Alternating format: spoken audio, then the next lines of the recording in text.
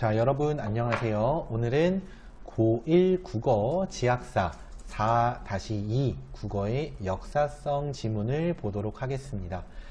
국어의 역사성이라는 건 과거의 국어와 현재의 국어의 차이점, 그러면서 과거 국어의 어떤 특징, 이런 것을 확인하는 시간이다 라고 보면 되겠는데요.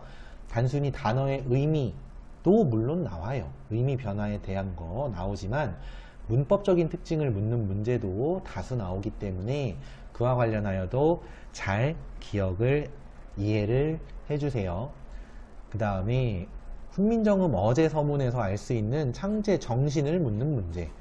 여러분들 이건 중학교 때도 한번 2학년 때 배우는 과정인데, 훈민정음을 어떤 이유로 만드셨지? 또는 왜 만드셨지?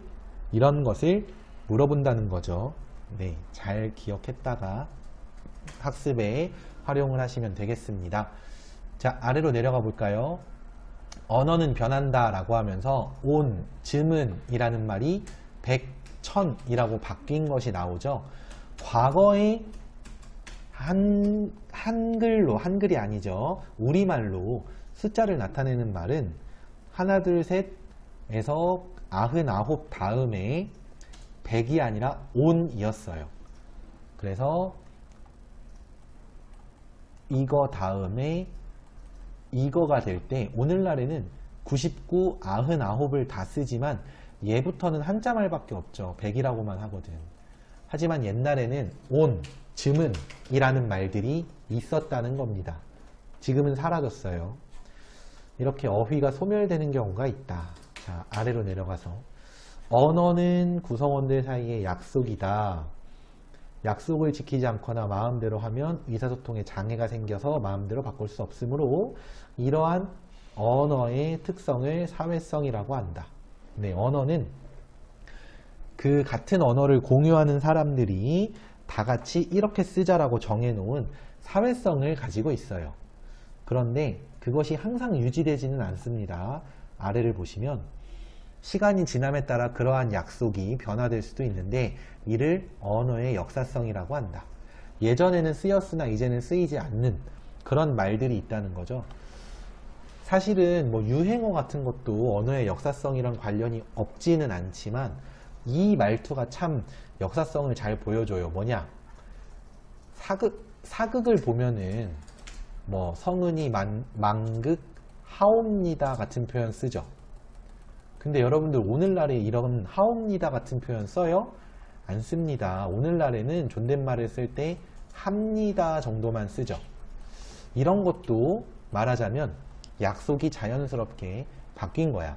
존댓말을 쓸 때는 하옵니다 라고 하자라는 약속이 언젠가부터 합니다 라고 하자 이렇게 바뀐 건데, 그 바뀌는 거는 한순간에 오늘부터 바꾸자 이게 아니에요.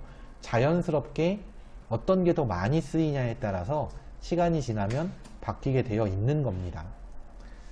자, 그리고 이렇게 바뀌기도 한다는 거 알아두시고 아래로 내려가서 이제 역사성은 시간이 흐름에 따라 바뀌는 성질, 뭐 사라질 수도 있고 생겨날 수도 있고 있던 게 다른 의미가 될 수도 있는 성질인 걸 잘 알아야 되는 게, 우리가 보려는 건 이제 과거의 국어가 어떤 형태였는지를 알 수 있는 그런 지문을 볼 거예요. 그 때문에 과거와 지금의 차이, 역사성 이런 것들을 참고해서 봐주시고 이해를 하면 되겠습니다. 자, 내려가 볼까요? 세종어제 훈민정음, 이게 제목이에요. 여기서 제목부터 형식종성 이응이라는 말이 있는데 무슨 말이냐면은, 여러분 세종대왕 할 때 세종은 요거죠. 그랬을 때 왼쪽에 세자하고 오른쪽에 종자가 다르죠. 당연히 다르지, 글자가. 근데 이 중에서도 받침이 있느냐 없느냐의 차이가 있어. 근데 제목을 보시면 생종이라고 써 있거든. 그때 여기 세자 밑에다가 이렇게 써주는 요 이응은 바로 형식종성이라고 해서 있으나 읽을 때는 발음하지 않아요. 마치 뭐랑 똑같냐면은 우리라는 단어가 있는데 여기서 초성에 있는 이응 없어지면 이렇게 돼요. 이거 뭐라고 읽어야 되지? 사실 얘나 읽어보면 발음은 똑같아. 그죠? 근데 이응을 초성에 쓰는 이유는 뭘까요? 볼 때 불편할까봐. 보기 편하라고 쓰는 것 뿐이에요. 그런 걸 형식적인 역할만 하는 그런 의문이라고 생각하면 되는데, 이 형식 종성 이응도 그러면 초성뿐만 아니라 받침에서도 형식적으로만 들어가는 경우가 있었구나 라는 걸 알아주시고, 한자음만 요랬어요. 한자말 같은 경우에는 받침에 이응을, 아무 받침이 없을 경우 이응을 형식적으로 써줬고요. 읽을 때에는 발음 안 합니다. 따로. 네, 그렇게 되고요. 그 다음에 본문 가보시면 나랏 말싸미 둔기게 달아로 시작하는데, 여기서 나랏이라는 거의 리을은 관형격 조사.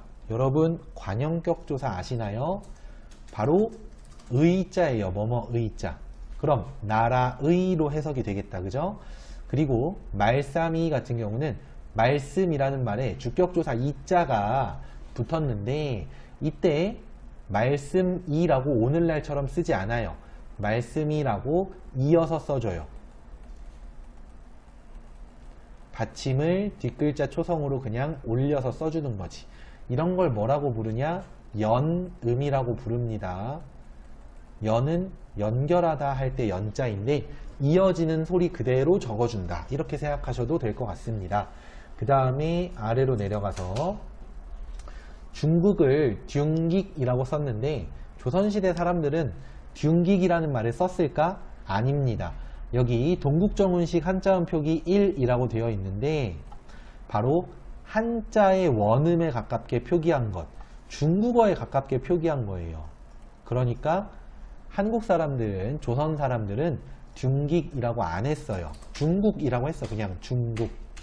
근데 발음상 중국말과 가장 가까운 듀익 이렇게 써놓은 거다라고 보시면 됩니다. 그 다음에 여기 애자도 중요한데, 이게 우리나라 말이 중국에 달라 이렇게 표현 안 하죠. 오늘날에는 중국과 달라서 이렇게 말을 하죠. 그러니까 이 여기에 나오는 애자는요, 오늘날의 와나 과자랑 같은 말이구나 라고 보시면 돼요.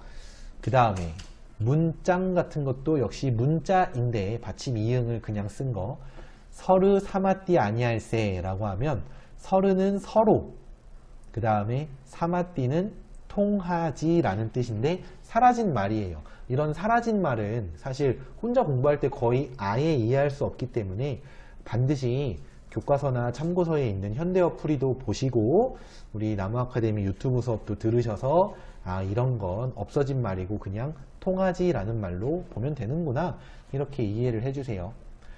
그 다음에 아니할세에서의 뭐뭐 할세는 앞팻말이 원인임을 나타내는 연결어미라고 하죠. 앞팻말이 원인, 우리나라 말과 중국말이 제대로 통하지 않아서 이런 전차로, 이런 까닭, 이유로 어린 백성들이, 여기서 어린이라고 하는 건 어리석은, 배우지 못한 이라는 뜻인데, 의미의 이동이라고 나오죠. 이동, 바로 뭐냐면은 어떤 의미가 다른 의미로 바뀌었다, 이렇게 보시면 될 것 같아요. 어리석다라는 의미에서 오늘날에는 나이가 적다라는 의미로 바뀌었죠.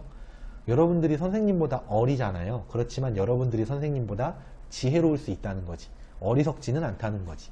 그러니까 어린이라는 말은 과거와 현재의 의미가 이동된 다른 단어구나 알아주시고요. 그 다음 백성이 니르고저 홀빼이셔도, 자, 선생님은 요걸 사실 외웠어요. 이거 대학생 때 요거를 외우면 선배들이 칭찬을 해주더라고. 자, 어쨌든 니르고저 홀빼이셔도 같은 경우 지금 밑줄 친 부분들 잘 보세요. 일단 니르고저는 이르고자, 즉 말하고자 라는 뜻이에요. 이르다 라는 게 물론 뭐 선생님이나 부모님한테 이르다 라는 뜻도 있지만, 이 말은 말하다 라는 뜻도 있어요. 그래서 오늘날의 말하고자 라는 뜻으로 보면 되는데, 이걸 이라고 안 하고 니라고 한 건 두음 법칙이 적용이 안 돼서 그래요. 두음 법칙은 바로 앞단원에서 배웠기 때문에 혹시 모르시겠으면 앞단원 유튜브 한번 봐주세요.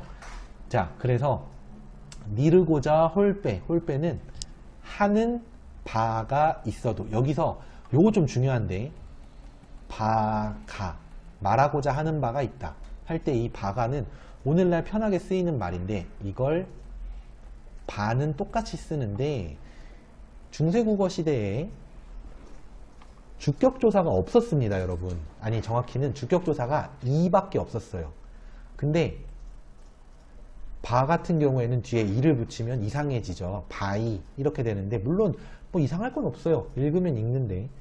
그렇게 안 쓰고요. 모음으로 끝나는 말 뒤에 주격조사를 붙여야 될 때에는 아 옆에다가 그냥 이자를 붙여서 써버렸어요. 그러면 옆에다가는 뭘 썼을까? 역시 마찬가지로 이자를 그대로 썼어요. 이런 식이었고, 만약에 이자로 끝나면 어떻게 할까요? 예를 들면 뿌리 같은 경우에는 중세국어식으로는 불휘라고 하는데, 어쨌든 이 옆에다가 또 이를 쓰니까 좀 이상하지 않니? 지금 봐봐, 이상하잖아요. 그래서 이럴 때에는 그냥 아무것도 없어도 읽을 때, 의미를 이해할 때에는 뿌리 가라고 생각을 했어요. 이거를 뭐라 그러냐? 형태가 없는 영형태라고 합니다. 형태가 없이 아무것도 없지만 얘를 주격조사 가라고, 주격조사 가가 있는 것처럼 인식을 하고 읽었다라는 겁니다. 그래서 아니 아무것도 없는데 가짜가 있다고요? 이상하지 않아요? 하는데, 여러분들이 문제를 푸는 유형은요, 대부분 이 아무것도 없는 거를 가짜가 있는 걸로 생각해라를 찾으라고 나오진 않고요. 그보다는 원문과 현대어를 둘 다 주고, 현대어에서 가가 있는 부분과 관련해서 원문에서는 어떤 형태로 실현이 되어 있는지를 물어봐요. 예를 들면은 이렇게 바가 같은 경우는 원문에서의 요 이자를 찾아주시면 되겠고, 뿌리가 같은 경우는 원문에서 형태가 없는 것을 찾아서 뭐 답에 맞게끔 생각을 해주시면 되겠습니다. 이 주격조사 문제는 정말 중요하기 때문에 잘 기억을 해주셔야 돼요. 자, 그 다음에 어린 백성이 니르고자 홀빼 이셔도까지 했고, 마참내 제 뜻을 실어 펴디 못하놈이 하니라 라고 했는데, 마참내는 마침내고요. 뜻을 할 때 뜨가 보니까 좀 다르죠. 비읍 디귿이 써있죠. 오늘날에는 쌍디귿을 썼을 거예요. 그죠? 근데 옛날에는 비읍 디귿, 비읍 기역, 비읍 시옷, 이 장면에서 웃는 학생들이 있을 것 같아요. 어쨌든 이런 말들이 다 쌍디귿, 쌍기역, 쌍시옷 이런 식으로 해석이 됐습니다. 그러니까 발음이 됐습니다. 그래서 여러분들 고전문학 작품 읽다가 이런 그 자음군, 어두 자음군이 오더라도 당황 마시고 그냥 오른쪽에 있는 자음에 된소리 형태로 읽어주면 돼요. 그리고 펴디는 앞에서도 말했던 국외음화가 적용되지 않은 거. 앞에서는 두음 법칙을 얘기했고요. 여기서 하나 말해주면, 옛날에는 국외음화가 적용되기 전이었기 때문에 이 시대에는, 그래서 펴디 같은 말들이 종종 나올 거예요. 지읒으로 생각해 주시면 되고요. 그 다음에 노미는 아까 말했던 이어적기. 자, 선생님 하나만 수정할게요. 앞에서 이어적기를 연음이라고 했는데, 연음은 발음이라서 이건 아니에요. 연철이 맞는 말입니다. 연철. 여기서 연은 연결하다가 맞고요. 철이라는 게 뭐냐면은 철자법, 영어로는 스펠링이라 그러죠. 그 말할 때의 철인데 어떻게 표기할 거냐라는 건데, 연결 표기라고 생각하면 되겠다. 그죠? 그게 바로 이어적기 방식, 노미 같은 거예요. 그 다음에 놈 같은 경우는 의미가 축소되었는데요. 어째서지? 원래의 놈자는, 과거의 놈자는 모든 사람을 나타내는 말이었어요. 근데 오늘날에는 아무한테나 놈이라고 하면 안 되죠. 늙으신 분한테 늙은 놈 이렇게 말하면 혼나요. 예의에 어긋납니다. 그러면 안 돼요. 그래서 늙은 분이라고 해야 되는 것처럼 이렇게 좀 놈자는 이제 상대를 얕잡아 볼 때 쓰는, 그것도 남성한테 주로 많이 쓰는 그런 표현으로 이제 바뀌었어요. 의미가 줄어들었지. 모든 사람에서 얕잡아 보는 대상인 남성으로 의미가 많이 줄어들었죠. 그래서 의미의 축소입니다. 그 다음 한이라는 많다라는 뜻으로 이해하시면 되겠고, 내 이를 윙하야 어여삐 너겨, 어여삐는 불쌍히 라는 뜻인데, 오늘날의 어여삐는 예쁘다라는 뜻이고 과거에는 불쌍하다라는 뜻이죠. 불쌍하다에서 선생님은 불쌍이라고만 쓸게요. 불쌍해서 예쁘다라는 말로 바뀌었으면 이건 의미가 더 커진 거, 확대된 걸까요? 아니면 축소된 걸까요? 둘 다 아니죠. 왜? 이 둘은 의미상의 연관성이 많이 없기 때문에 확대와 축소를 논하기가 좀 뭐해요. 요럴 때에는 뭐라 그러냐면은 의미의 이동이라고 얘기를 합니다. 자, 그렇게 이해를 해 주시고요. 그 다음에 여기 의미의 이동 있죠? 새로 28짝날 맹근오니 사람마다 헤어 수빈이겨 날로 씀에 뼈난키 하고자 할 따람이니라. 자, 문법적인 것은 이미 앞에서 나왔던 것들이 반복돼서 알아두시면 되겠고, 그렇구나 하시고요. 그보다는 여기서는 이제 세종대왕님이 왜 이 글자 만들었는지를 좀 잘 파악할 수 있어요. 백성들이 안타까워서 만들었다. 바로 백성을 생각하는 마음, 애민정신이고요. 있던 글자인 한자를 어떻게 편하게 쓸지를 고민하지 않았죠. 새로 28자를 만들었다. 이것은 창조정신이에요. 여러분들 만약에 글자 만들어봐 라고 하면은 엉뚱한 처음 보는 글자를 만드는 게 아니라 이전의 글자를 어떻게 하면 편하게 쓸까, 이런 고민을 더 많이 하지 않겠어? 근데 세종대왕님은 대단하시게도 아예 새로운 글자를 만들겠다, 그것도 쉽게 라는 생각을 한 거죠. 자, 여기서 또 하나 쉬운 글자를 만들어서 편하게 쓰고자 한다라는 거, 실용적인 글자를 만들었죠. 실용정신이고요. 그 다음에 이 뒷부분이 아니라 맨 앞에서 나란말싸미 중기게 달아, 기억나시나요? 우리나라 말과 중국말이 달라 라는 얘기를 했었죠. 그것은 우리나라 말과 중국말이 같지 않고 다르다를 인식하고 인정하는 자주정신이에요. 근데 학생들이 좀 이거 이해 못하는 게, 아니 한국말 중국말은 당연히 다르지, 그게 뭐 자주정신인가요? 라고 하면 저도 다르다고 느끼는데요? 라고 하면 이게 문화적인 걸 좀 생각해야 되는 게, 조선시대에는 중국이 말하자면 선진국이죠. 그리고 우리는 중국의 아우의 나라를 자처했던 그런 나라예요. 조선은.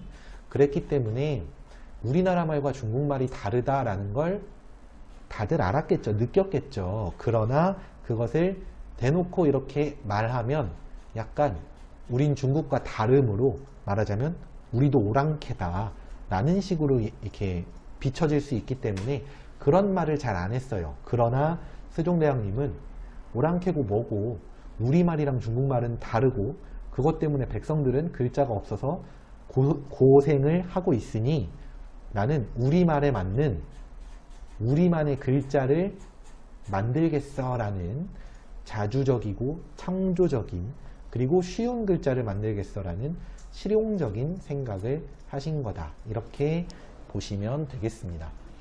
자, 선생님이 일부러 현대어풀이를 안 보고 지금 가급적 원문만 보고 풀었는데, 여러분들도 현대어풀이랑 이렇게 같이 보면서 공부해도 좋지만 원문만 보고서 최대한 이해를 해보시고 현대어풀이를 참고하는 방향으로 하시면 이 중세국어나 고전 국어를 그러니까 옛날 국어를 잘 읽을 수도 있게 되고 의미도 잘 파악할 수 있게 돼서 다른 공부할 때도, 예를 들면 뭐 신라시대의 향가 같은 거 문학작품 공부할 때도 도움이 됩니다. 자, 그럼 내려가 볼까요? 자, 아래쪽에 현대어 풀이에는 또 이제 상단의 원문에 있었던 것과는 다른 여러 설명들이 있을 건데요. 이러한 설명들 꼭 다 확인을 해 주셔야 될 것 같고요. 그 다음에 보라색 글씨는 기출된, 출제된 문제들이 어떤 선지가 있었는지를 담아놨습니다. 반드시 확인해 주시고, 모르겠는 거 어떻게 해야 될까요? 열심히 공부하시고 고민하시고, 그래도 모르겠으면 댓글로 질문 꼭 해주시고요. 자, 그러면 본문 분석 암기형 파일은 여기까지 보기로 하고, 이제 문제 파일을 한번 보기로 할게요. 네, 자, 첫 번째로 볼 문제는 바로 6번, 5번이네요. 5번입니다. 5번 같은 경우에 중세국어의 문법적 특징에 대한 걸 물어보면서 여기 보시면 두시언해라고 하는 작품에 대해서 얘기를 해요. 여러분, 두시언해가 뭐예요? 두시 하면은 그냥 뭐 밥 먹고 나서 졸린 시간 막 이런 생각을 많이 할 텐데, 그 시를 알 필요는 많이 없어. 왜? 아까도 말했듯이 현대어 풀이 다 제시를 해줘요. 여러분들이 해야 되는 건 위와 아래를 잘 연결하는 걸 해주셔야 됩니다. 자, 예를 들어서 나라 희가 밑에서 나라 가라고 돼 있죠. 그러면 뭐 어떤 학생은 이럴 수 있겠다. 나라는 그대로 똑같으니까 희에서 가로. 아, 그러면 옛날에는 주격조사로 희가 있었나? 이럴 수도 있겠어요. 근데 그건 아니고요. 사실 나라라는 말은요, 조금 이제 앞에서 안 배운 어려운 개념인데, 히읗 종성체언이라고 해서 마치 히읗이 있는 것처럼 여기는 그런 체언으로 분류를 합니다. 따라서 나라라는 말에 이가 붙으면 이게 중세국어식으로 쓰니까 나라 히 연철이 된 거죠. 이렇게 되겠고요. 오늘날의 요 이자는 앞말에 받침이 없을 경우 가자로 해석을 하기 때문에 나라 가 이렇게 되는데, 사실 뭐 히읗 종성체언 이런 거 안 배워서 모르지만 나머지 것들 여러분들 다 알만한 거예요. A만 한번 볼까요? 답은 아니지만 안자가, 잠시만요, 안자가 니은 시옷이 써 있는데 밑에는 성안의라고 돼 있어. 그러니까 안하고 니은 시옷이 안의로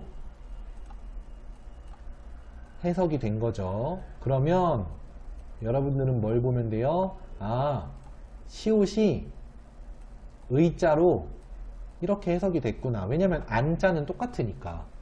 그래서 1번 기역과 A의 시옷은 관형격 조사 역할을 해. 뭐 나랏 같은 경우 아까 본문에서 봤으니까 A는 그렇게 볼 수 있는 겁니다. 의자라는 역할, 관형격 조사의 역할. 맞는 말이죠, 이러면. 네, 이런 식으로 선지를 하나씩 잘 지워 주시고요. 답이 되는 것은 몇 번이냐? 2번 한번 볼게요. 니은과 디는 모음 조화가 잘 지켜지고 있군 이라고 했는데, 니은 서르이고요, 디 음서입니다. 그리고 모음 조화 무엇이냐면은 모음에 성격이 있어요. 모음에는 양성, 음성이라고 하는 성격이 있는데, 현대국어 말고 중세국어의 양성 모음은 세 가지: 아래아, 아, 오. 중세국어의 음성 모음도 세 가지: 의, 어, 우. 물론 야라든지 어이 애자나 아이 애자 이런 것들도 이 양성이나 음성 중에 하나로 분류가 되지만, 대표적으로 이렇게 세 개를 알아주시면 돼요. 그랬을 때 니은은 서르라는 말은 서, 음성, 르, 음성이고, 디는 음서 같은 경우 음성, 음성인데, 근데 답이 어째서 2번이냐? 얘는 함정 문제예요. 왜냐면 밑줄을 여기까지만 쳐놓지만 뒤에 오는 는자가요, 봐봐, 는자가 같은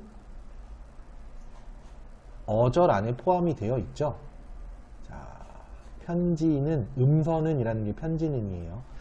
같은 어절, 같은 그 띄어쓰기 안 하는 하나의 어절 안에 포함되어 있어. 그럴 경우 이렇게 아래 아를 쓰면 모음 조화가 안 지켜진 겁니다. 그럼 어떻게 써야 돼요? 서 하고 오늘날이랑 똑같은 는자를 써야 돼요. 아래 아자 안 쓰고. 알겠니? 그래서 답이 2번인데 이 시험에 이 문제 푼 학생들 거의 아무도 못 맞췄을지도 몰라. 모음 조화를 공부한 학생의 입장에서도 밑줄 안에서는 모음 조화에 어긋나는 게 없어 보이거든. 그래서 아마 뭐 나머지 거는 다 맞으니까요. 이것은 자료에 그 밑에 정답 및 해설에서 나머지 것들 다 해설 써놨어요. 자, 그래서 아마 혼자 풀 때는 거의 뭐 머리를 쥐어 뜯었을 텐데 뒤에 오는 한 어절 안에 덧붙는 말이 뭐가 있는지, 어떤 말이 덧붙었는지까지 봐야 되는 고난이도의 문제였습니다. 다음 볼까요? 자, 다음으로는 8번 중세국어의 특징에 따라 보기의 사례를 찾은 것인데요. 이 문제는 사실은 답이 어렵진 않은 게 보시면 두음법칙이 아니죠. 3번 동국정운식 표기를 위한 종성 이응, 쉽게 말하면 형식 종성 이응도 발음되었음 아닙니다. 여러분들 뭐뭐를 위하여 라고 해요, 뭐뭐를 윙하여 라고 해요. 당연히 위하여 라고 할 겁니다. 그러니까 쓰기만 하고 발음을 안 해야 돼요. 그러니까 답이 3번인데 이 문제는 왜 선정을 했냐, 위에를 올라와 보시면은 앞에서 같이 공부했던 나란 말싸미 뒹기게 하라 그거, 그 세종어제 훈민정음이 다 나와 있고 밑에서는 어떤 문법이 어떤 단어에서 드러나느냐를 물어보고 있어요. 그러니까 여러분들 앞에서 우리가 그 막 꼼꼼하게 되게 막 복잡한 페이지잖아요. 파란색, 보라색, 금색 글씨 많아서 꼼꼼하게 봤었던 그 본문의 내용을 이렇게 하나의 문제에서 5개의 선지로 나올 수 있구나. 우리가 공부하는 건, 공부해야 되는 건 한 9개, 10개의 문법 개념인데 그 중에 5개 정도는 문제가 나와요. 그래서 뭐가 나올지 모르니까 5개 골라서 공부하면 안 되겠죠? 전부 다 꼼꼼하게, 그리고 어느 부분에서 이 중세국어의 특징이나 문법이 적용되는지를 꼭 봐주셔야 됩니다. 자, 이해되셨으면은 이제 아래로 한번 내려가 볼게요. 자, 마지막으로는 서술형 7번 문제를 한번 보려는데요. 이 본문에 밑줄이 쳐져 있고 그곳에서 드러나는 훈민정음의 창제 정신을 써라 라고 했는데 본문에 밑줄 친 부분을 보니까 밑줄상으로는 3개로 나누어져 있네요. 그죠?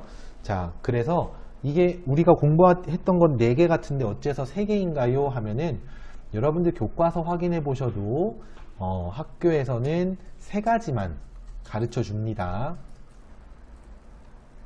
네, 창조정신을 생략하고 이제 순서대로 자주정신, 그 다음에 애민정신, 그 다음에 여기서는 출제가 됐네요. 새로 만들었다라고 해서 이제 창조정신, 그 다음에 사람마다 편하게 써라 라고 하는 거에서 실용정신, 한 글자씩만 써볼까요? 자주정신, 애민정신, 그 다음에 창조정신, 마지막으로는 실용정신. 이건데 요 중에서 이제 창조정신은 학교에 따라서 안 나오는 경우가 있을 수 있어요. 그래도 나머지 것들 반드시 잘 기억을 해주시고 당연히 창조정신도 알아두시면 좋습니다. 학교 선생님들이 또 출판사 자료에서 없더라도 이렇게 선생님의 의견에 따라, 생각에 따라 수업을 하실 수 있고 출제가 될 수 있는 부분이니까 반드시 담아두시고요. 그 다음에 앞에서 이제 문제의 답은 이렇게 됩니다.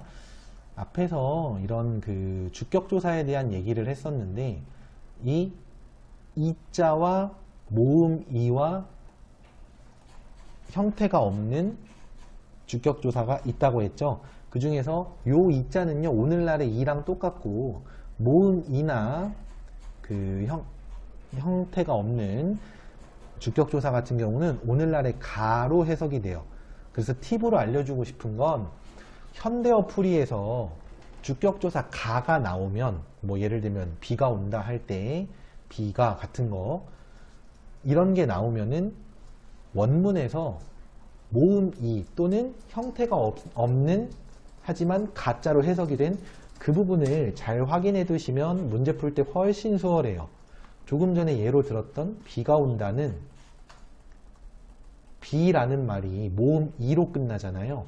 그러면은 중세국어식으로 표기를 해보면 그냥 비라고만 쓰면 주격조사를 안 써도 가라는 말이 있는 걸로 간주해서 읽어주고 의미를 해석한다는 거지. 네, 이렇게 중세국어는 알면 알수록 어렵습니다. 그 방점이라든지 뭐 사성이라든지 사성의 성자는 성조할 때의 성자인데 소리의 높낮이를 말해요. 그래서 소리의 높낮이나 그것을 나타내는 방점 이런 것들도 다 시험에 나올 수 있는 부분이기 때문에 중세국어와 관련된 공부는 어려운 데다가 해야 될 양이 많아요. 그래서 여러분들 힘드시겠지만 힘내시고 열심히 학습을 하셔서 나중에 고2 때도 고3 때도 오늘 배운 거 이번에 공부한 거를 계속 써먹을 수 있으면 좋겠습니다. 자, 그러면 오늘 수업은 여기까지 하겠고요. 지금까지 학습에 사용된 이 모든 자료는 나무아카데미 홈페이지에서 이용하실 수 있습니다. 감사합니다.